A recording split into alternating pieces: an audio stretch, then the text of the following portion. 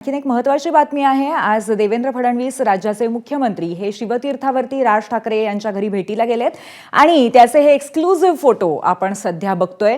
मुख्यमंत्री झाल्यानंतर पहिल्यांदाच देवेंद्र फडणवीस हे राज ठाकरे यांच्या भेटीला आज पोहोचलेले आहेत। किंबहुना राज ठाकरे यांनीच त्यांना आज नाश्त्यासाठी घरी आमंत्रण दिल्याचं सांगण्यात येत आहे। अभिषेक मुठाळ आपल्या सोबत आहेत। एकूणच जर का पाहायचं तर या भेटीची चर्चा आपल्याला होताना पाहायला मिळतेच आहे। साधारणपणे एक 40 मिनिटं होऊन गेलेली आहेत ही भेट आपल्याला होताना दिसते आहे।